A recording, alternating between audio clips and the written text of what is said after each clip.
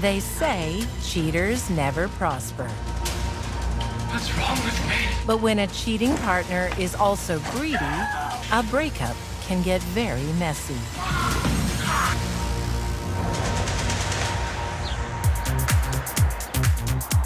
In 2002, in the small village of Richhill in Northern Ireland, newcomer 30-year-old Jackie Crimble makes a big impression.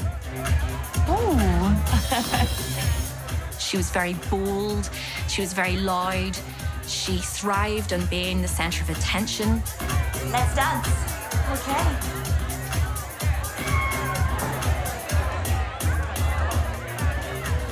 Inappropriate, daring, but that's the kind of person she was. Let's go back to your place. Jackie develops quite the reputation. She's shameless. She didn't seem to care what people were really thinking about her. One person who does care is Jackie's husband, Paul, waiting at home with their 2 children. Here we go. 5. She's gone out every other weekend by herself. He's at home babysitting the kids and stuff. Where's Mummy? She'll be home soon. They say opposites attract, and perhaps that's what was going on between Jackie and Paul. An engineer in the aerospace industry, Paul works extra shifts to pay for Jackie's extravagant lifestyle. I love your shoes. Thanks. They're new. Designer. She lived well above her means, whether it was a new car or a new handbag or a new pair of shoes. And I'm getting the matching handbag next week. I'll do everything bigger and better. Look at you. Why do you put up with her? I just want a peaceful home. Paul did everything he could to keep Jackie happy, but there was no keeping Jackie happy. There was never enough for Jackie. So when Jackie meets 27-year-old Roger Ferguson in July 2003, she sees an opportunity. Thanks. No problem. Are you okay? Jackie set her sights on Roger, and he had virtually no experience with women. No. I've got to go home. But my husband beats me. You can't go home then. Roger believed everything she said. I've got nowhere else to go. Look, come with me. We'll work something out. Roger was very quickly besotted by her, and I think that she realized she'd found somebody that she could manipulate. New love is blossoming too in Chicago, Illinois, in the winter of 2007. 26-year-old Nicole Abusharif has also found a younger lover.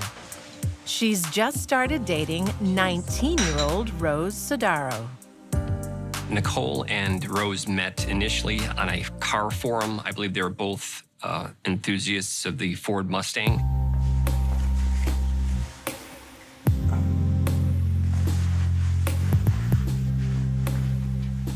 I guess they hit it off and they met, and then they started getting involved physically.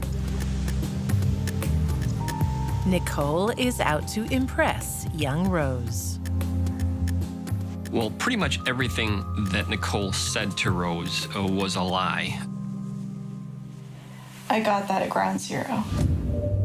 Tried to basically ensnare her into a relationship by making up just the most outlandish lies and stories that you could ever imagine. You were there? I'll never forget. She said that she's a firefighter. I was a first responder. She had friends who were firefighters who were killed in the course of heroic actions. Oh my God.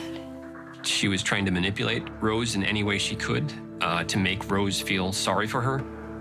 For almost a year, Nicole keeps Rose captivated with an ever-growing web of lies. That's why I turned to this. I was a prosecutor for 30 years, and I really didn't see anybody that lied to the extent that this woman did. Nicole isn't just telling lies, she's living one. She's cheating on her long-term girlfriend, 32-year-old Becky Klein.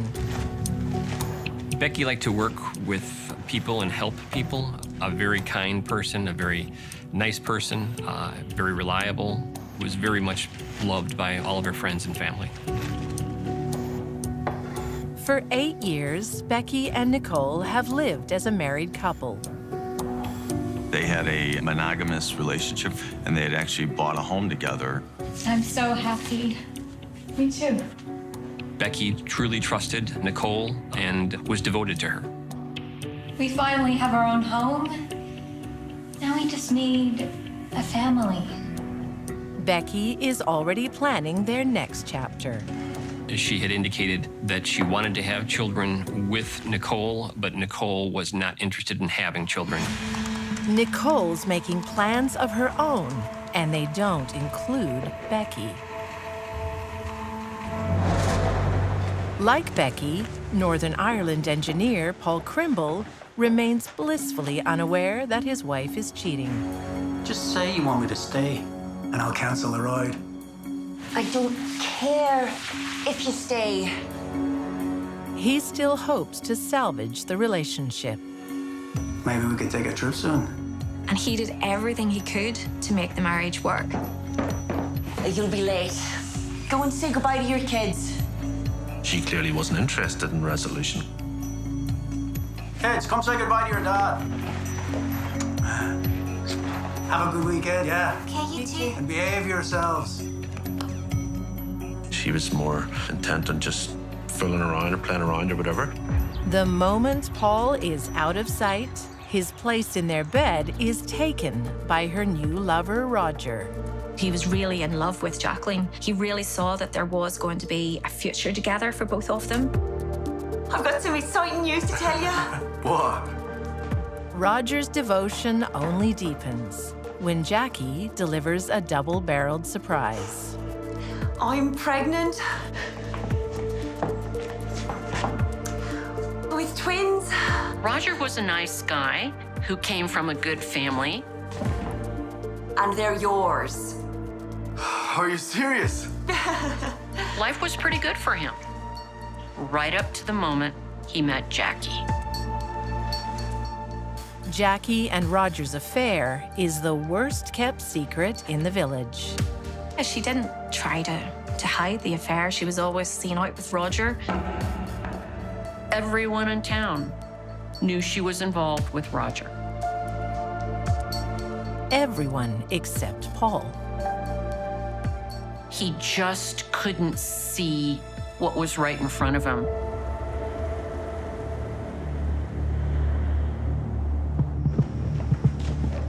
Finally, a friend decides to tell him the truth. No, I didn't know. I'm sorry to be the one to tell you. I really am. It's okay. Thanks for letting me know.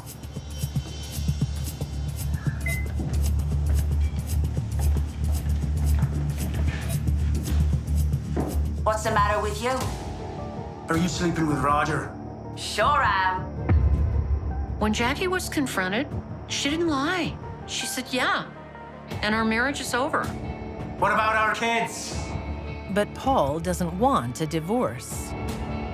He didn't want to walk out and leave his 2 children with Jacqueline. What about me? And when he told her he would never divorce her, he signed his own death warrant. In Chicago, Nicole Abu Sharif has also decided to ditch her long-term partner, Becky Klein, for her younger lover. Taking some of the clients out. Becky has no idea of the depth of Nicole's betrayal. Be good, always. Nicole started seeing Rose more and more often. Do you want to come over? She was communicating with her all the time. She was desperately trying to keep hold of Rose and make Rose think that she was some wonderful person worthy of spending the rest of her life with. It's my housemate. And how come I haven't met her? She works odd shifts, so she's barely home. But nothing she tells her is true. She did not know that Nicole was in a relationship. Then Nicole makes Rose an offer she knows she can't refuse. I think that's why we should get our own place. Oh yeah? With what? I've got money. I'll buy you a house. Nicole has a plan that will make it all possible. To continue a relationship with Rose and get Becky out of the way.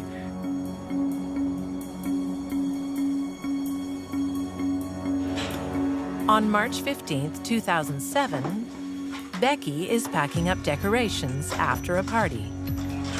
You here to help? I'd rather play. It's a game Nicole is playing to win. Nicole stood to gain financially because there was a life insurance policy on Becky's life, and they owned a home together. Becky was thinking that this is just a game between the two of them, tricked into allowing herself to be blindfolded, Stay there. not too terribly tight, such that it could have been perceived as a game. What are you doing?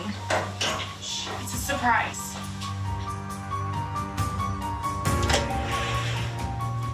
Her hands were duct taped behind her back.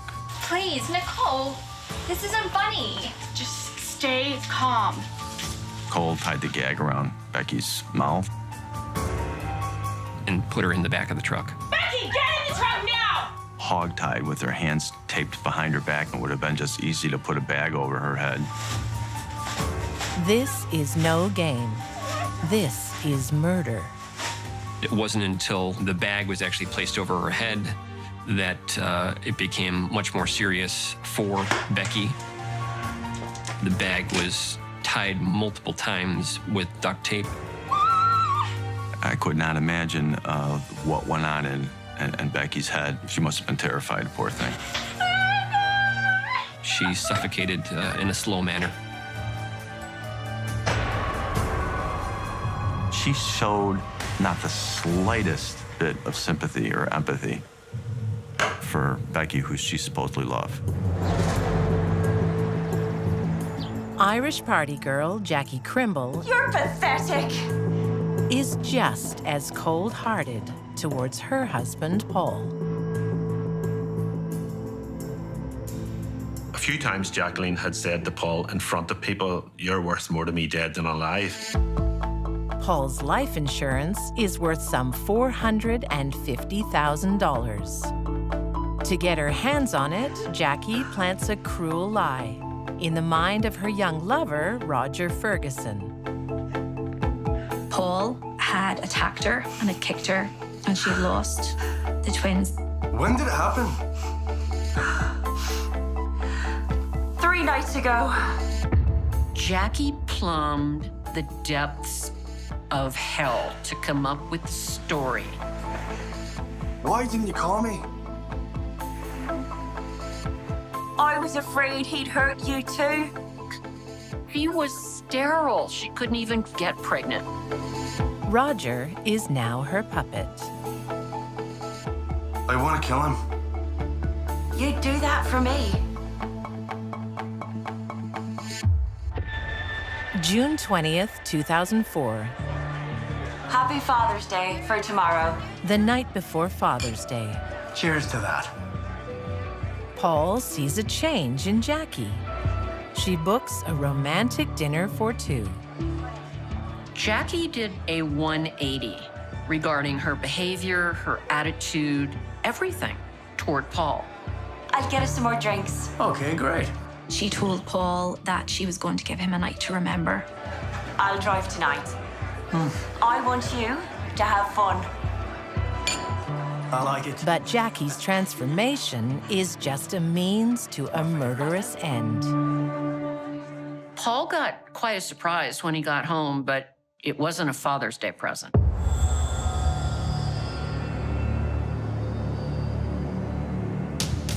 As soon as Paul and Jackie walk through the front door, Her young lover, Roger, steps out of the shadows.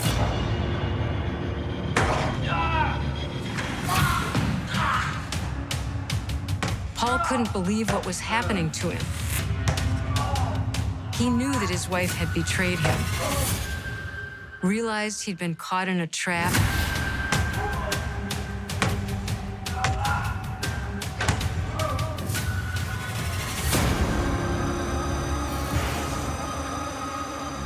And when the bag was placed over his head, he began to panic. Not only did she put the plastic bag around his head, she sat there and watched. It would have taken a number of minutes. It was a terrible way to die. Jackie's planned the murder down to the last detail. Now, for the cover-up. They put Paul's body in his car.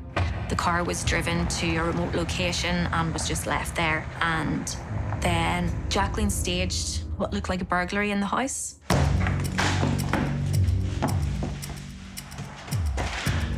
Knocked a number of things over, knocked the phone off a table. She was tied up with cable ties then as well. The stage is set for the performance of her life. She creates a story about contacting 999 on her phone. That's kind of hard to believe. Help me, police! 2 men came in. There's been a robbery. 2 men came in. They were shouting about money and... Only Jackie's hands were tied behind her back, but she could still walk. Jackie Crimble! Why didn't she just walk out the front door and go to a neighbor's? They had masks on. They took my husband. I don't know where they've gone. No. Jacqueline, at the start of it, sounded absolutely hysterical. Then there's a point where she thought that she had hung the phone up, and she immediately stopped crying. And she heard them saying, "Hello, are you still there?" Mom? Mom, are you there? Oh, please, come and help me! Help me! Oh, no. When she realized the operator was still there, she gasped and then went hysterical again. Oh, help me! Please, help me! Help me! And that's where the whole case fell down. Jackie may have been good at something, but it wasn't acting. The police easily connect the dots. The unlikely crime scene, a life insurance policy, and a young lover waiting in the wings. Stupid people, they don't see how stupid they are, and their weakness is thinking that they're smarter than others. And that's her through and through, you know. In 2007, Roger Ferguson is convicted of murder and sentenced to life in prison with an 18-year non-parole period. Roger was an otherwise good person who had been turned into a killer by being besotted by a woman. He has just completely fallen under her spell. Jackie Crimble is also found guilty of murder with a 20-year non-parole period. I've never come across anyone like Jacqueline Crimble. She is so manipulative, so cruel, so callous. She has no heart. There's black in her veins, not blood. She felt no shame, no remorse, no guilt. Thank God she was also stupid, so she got caught very quickly.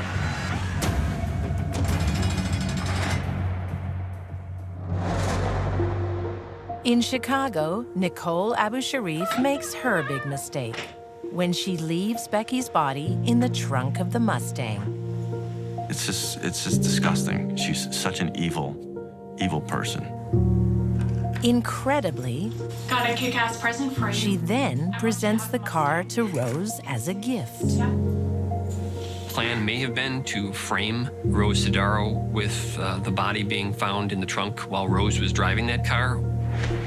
We really never got to the bottom of what was going on in her mind, but definitely some evil, creepy, lying, setup she had going on. The alarm is raised when Becky fails to show up for work. Nicole has just enough time to plant one crucial piece of evidence. She takes Becky's work van, moved it half a block away down the street to make it look like Becky was kidnapped. Police examine the van, but find no evidence of a crime. The keys were in the car. There was a laptop found in the car. There were personal items found in the car, and nothing appeared to have been taken. Nicole's story soon begins to unravel. What happened last night? It was just a quiet night watching TV. The police were getting more and more suspicious of everything that Nicole was telling them. You okay if we look around? She's not here. Go ahead. The police find Becky's cell phone and check her incoming calls. One name is suspiciously absent. Her spouse was missing since 7:30 in the morning. Nicole never even called her. But Nicole makes numerous calls to another number that day, Rose Sidaro. Rose, how do you know Nicole? She's my girlfriend. A domestic murder where there's a love triangle, that motive is as old as time. The only place police haven't yet searched is the vintage Mustang in the garage. Finally, Nicole's treachery is fully exposed. Fingerprints on the duct tape used to suffocate Becky confirm she's the killer. And it was really an incredible piece of evidence. It was a nail in the coffin for her. In 2009, Nicole Abu Sharif is convicted of first-degree murder and sentenced to 50 years in prison. She won't be eligible for parole until 2059, at the age of 76. I think Nicole was a total sociopath. I mean, she's just pure evil. Incredibly cold, manipulative user who would do anything to anyone to benefit herself.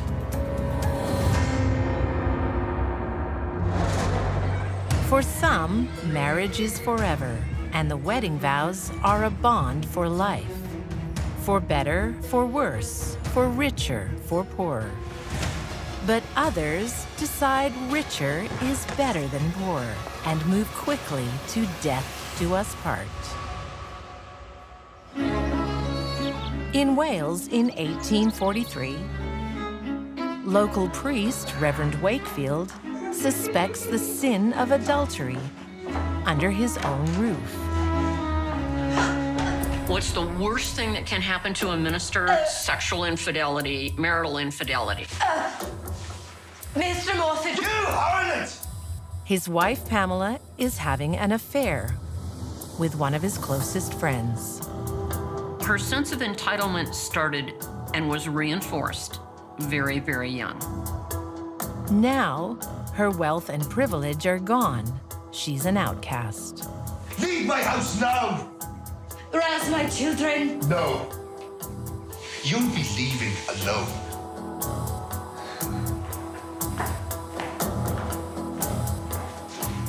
That would be the scandal of the year in that community. And he kicked her out, and he maintains custody of the kids. Her reputation in ruins, Pamela flees the country for a new beginning. But the guilt of her infidelity will cast a lasting shadow.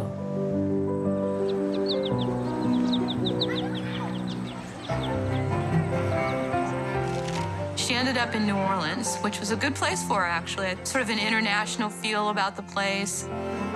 Pamela still has youth on her side. And she's a fresh face in the New Orleans society.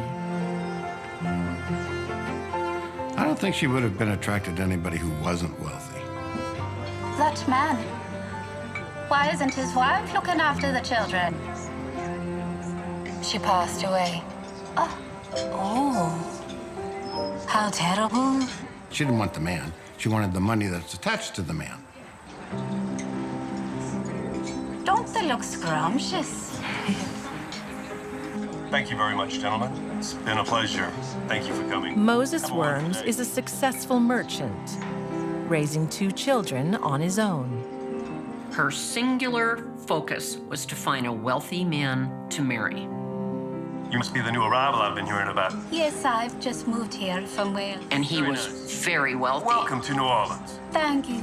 She loved being in the upper crust circles. She loved that part of life. Just 2 months later, reinvented as a respectable widow, Pamela marries Moses. She's back where she belongs. Welcome to the family, my dear. Thank you. But Pamela's second chance at happiness could be shattered if Moses discovers her scandalous past. You must tell me all about yourself. I'm a widow. Oh, poor dear. Now, where are you from? Pamela keeps her past deeply buried. But it's not easy in an international port city like New Orleans. There were a lot of people from Wales in New Orleans that knew who she was. She was concerned that her past might catch up with her. Desperate times call for desperate measures. So she feigned an illness. Oh, dear. And got him to relocate to Chicago and leave his family back in New Orleans. Pamela was not only greedy, she was very clever.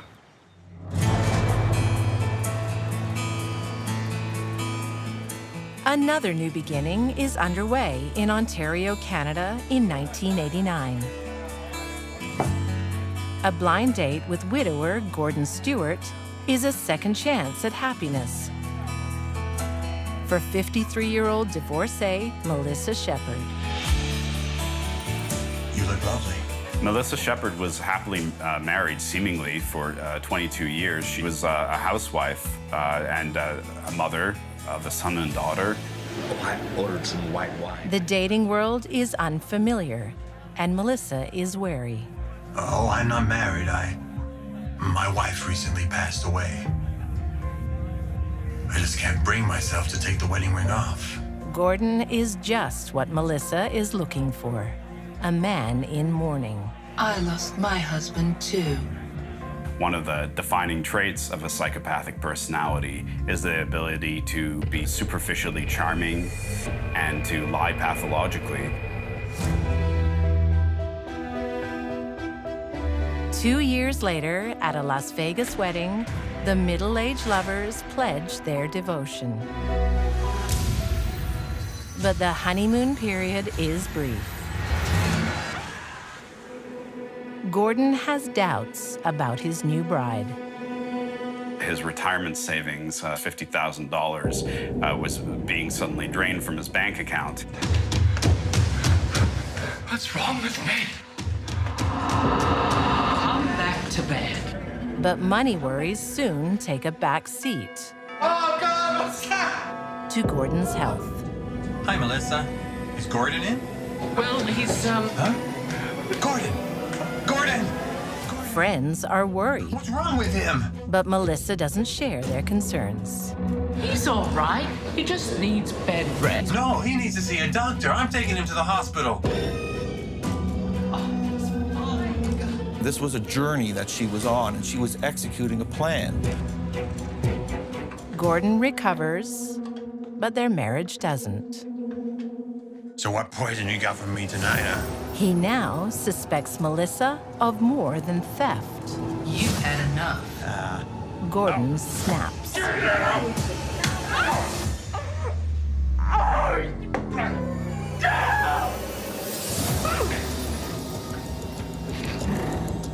I think that it was probably a relationship in which they both provoked the worst in each other. Gordon serves time for assault. When released, his parole conditions forbid him to see Melissa. But she can't stay away and sets up a late-night meeting in a deserted location. I'm not meant to be near you. I shouldn't be drinking. I feel safe enough. But the reconciliation quickly derails. Few things we've got to sort out. Where's my money?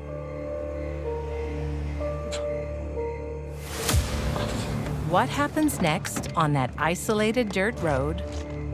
Only two people know for sure. Hey! And only one of them will return. Isolation is exactly what Pamela Worms wants for her new husband. Claiming the country air is good for her health, she gets Moses to relocate with his two youngest children to a rural property in Illinois. Coming here has saved me. I'm grateful you're feeling better. But I do miss my family. They haven't even written. In those days, of course, the only way to hear from family was letters. But Moses isn't being ignored by his family and friends. Pamela is intercepting his mail. She kept those letters from him. Coffee, Mom. Please. In this way, she could say that your family doesn't care about you. But her plan to keep Moses away from New Orleans backfires. I might pay them a visit. Whatever you think is best. That's when Pamela got pretty nervous. She just can't risk having him out of her sight for any length of time. Somebody else might get his ear, start talking sense to him, and then it's bye-bye Pamela.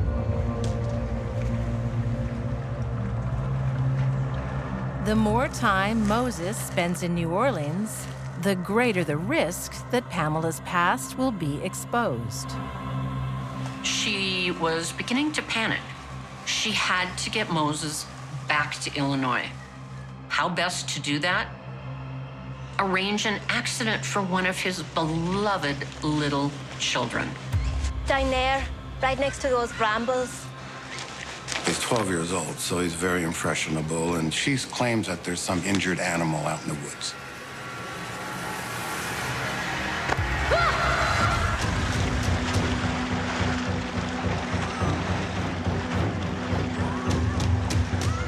"12-year-old Tom can't swim, but he fights for his life. He's holding onto some brush, My God! and then she tries to step on him. This poor boy's crying, "Ma, why are you doing this to me? I'm a good boy." I can't even imagine the terror that he felt and the betrayal. I mean, who could do that?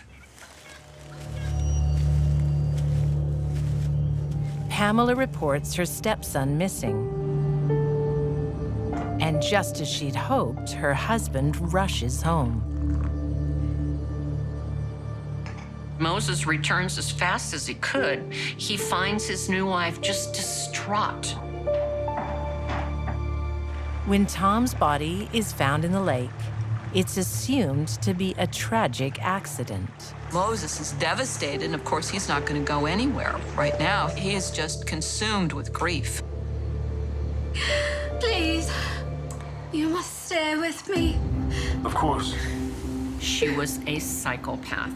She wanted something, and she would get rid of anybody that was in her way.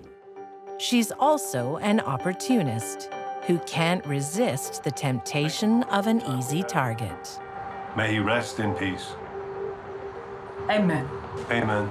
A recently widowed relative of Moses stops in to visit. And Pamela saw dollar signs. Delicious, my dear. Very nice. Mrs. Brock becomes suddenly ill. Within hours, she's bedridden, unable to speak. Allow me, ma'am. I'll do it.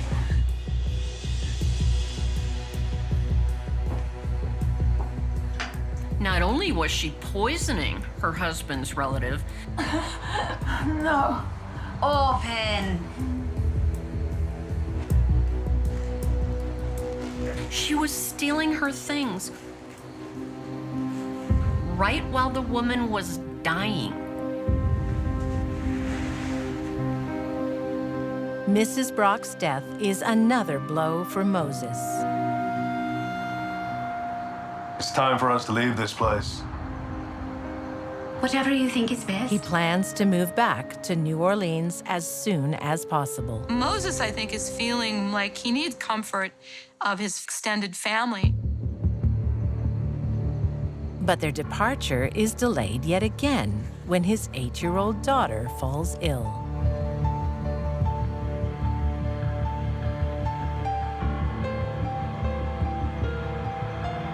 If only we'd moved. You can't blame yourself.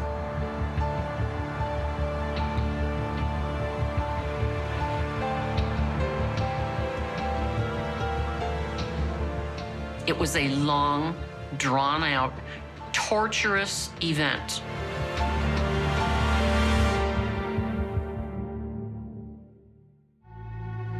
It's the final straw for Moses. He's more determined than ever to leave. They begin arguing every day. But it's dangerous to argue with Pamela every day. Arguments can escalate, as Melissa Shepherd and her husband Gordon discover at their late-night meeting in Ontario, Canada. Melissa ran over her second husband because he had allegedly raped or attempted to rape her. She runs over him not once, but twice with her car.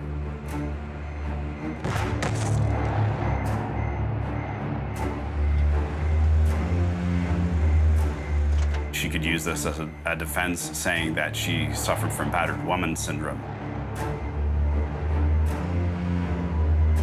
leading to manslaughter rather than first-degree murder. There's no physical evidence to support her claim of sexual assault, and an autopsy reveals a cocktail of sedatives in Gordon's system.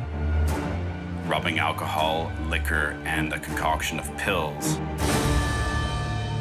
Melissa gets 6 years for manslaughter. But after serving just 2, she's back on the streets and on the prowl. Her next target is 82-year-old retired engineer Robert Friedrich. Within 1 month of meeting, the couple marries. But Robert soon struck down by a mystery illness. Time for your pills. All of a sudden now he's slurring, he's stumbling. Oh, wait a minute. I had my pills already. That was hours ago. Less than 2 years after they marry, Robert is dead. The cause, cardiac arrest, is never confirmed by autopsy. So Robert Friedrich is cremated almost immediately after his death because you can't do an autopsy on ashes. Robert leaves his entire estate to his wife of 18 months. He's bequeathed all $100,000 worth of his assets to Melissa.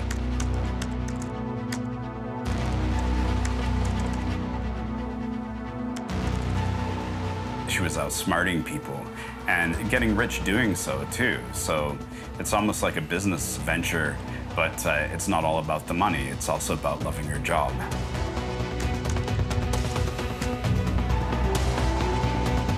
Her next target is 73-year-old Alexander Strategos.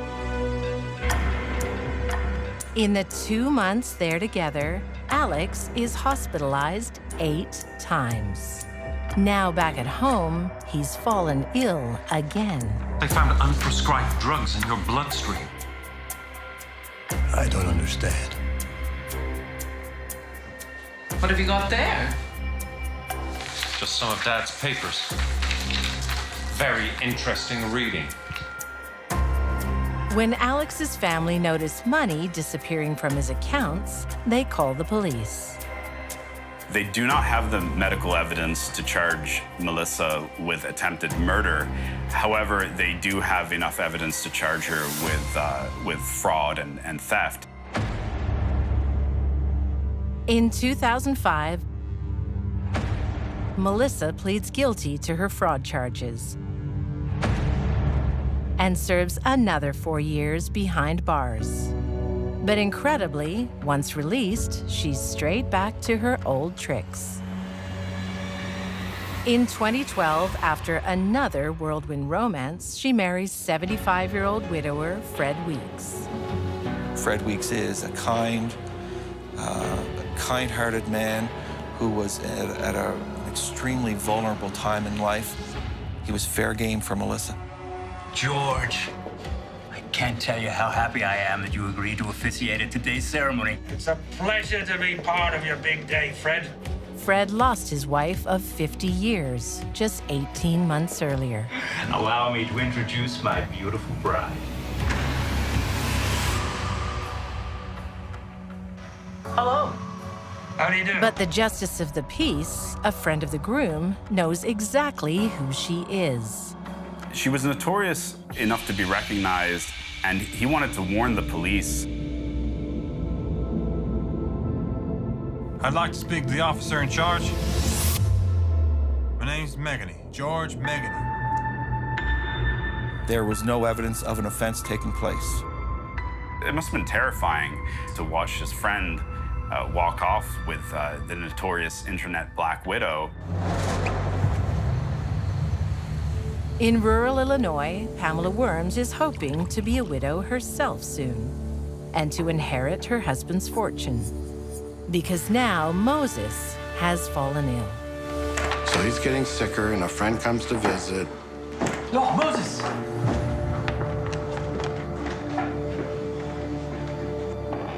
What's the matter, Moses? I'm a dead man.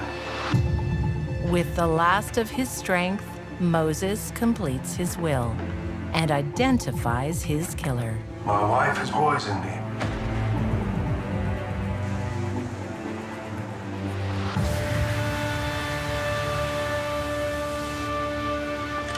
Pamela denies the accusation.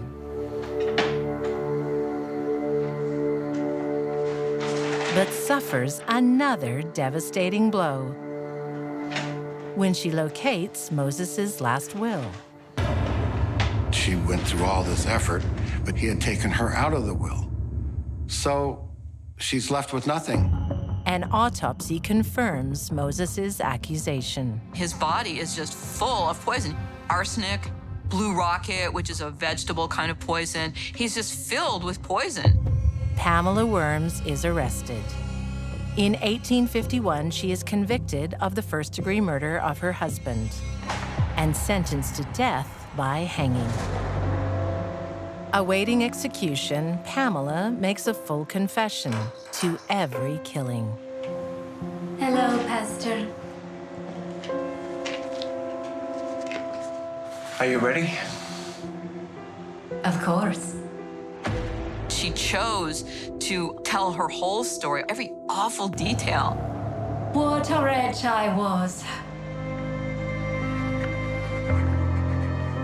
She wanted that money. She wanted economic security. She was not going to stop killing people until she got what she wanted.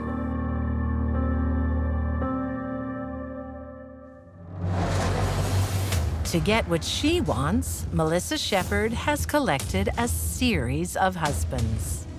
Her latest groom, Fred Weeks, falls gravely ill on their honeymoon. She appeared to be doing business just as she had done business in the past with her previous relationships. You sure you don't want me to call an ambulance? It's just seasickness from the ferry ride. He'll be fine. Are you sure? The following morning, the new Mrs. Weeks enjoys a leisurely breakfast. There is no sign of her sick husband. How is everything? Just divine. She says something to the effect of, when I'm finished my breakfast, can you please call an ambulance for my husband? He's very, very sick. That tells us a lot about her mind. He's not well. Fred is admitted to the hospital. Melissa's behavior is so strange, the staff call the police. Their primary concern at this point that she was trying to kill him, and so that's why they arrest her at that point. Melissa is charged with attempted murder.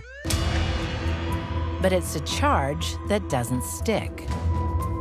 The concentration of those drugs in his system, it was not lethal. Everybody knows that she's a bad apple, but she just seems to keep slipping the noose.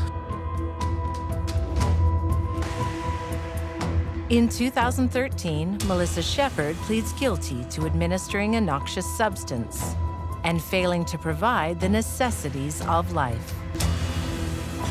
She serves just 3 years in prison, and in 2016, at the age of 80, she's released. She remains a free woman. Is Melissa going to try it again? Is she able to? She's very old at this point, and I would say it's a coin toss.